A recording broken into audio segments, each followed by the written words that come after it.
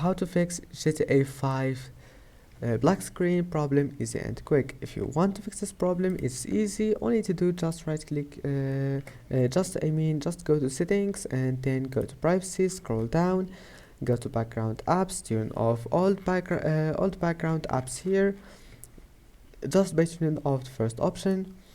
Then go to gaming, go to game mode, turn it on, go to Xbox game bar, turn it off, and then go to graphics settings.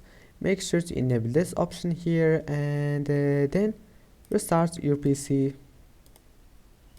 And after restarting your PC, if that doesn't fix it, come back here and turn off this option.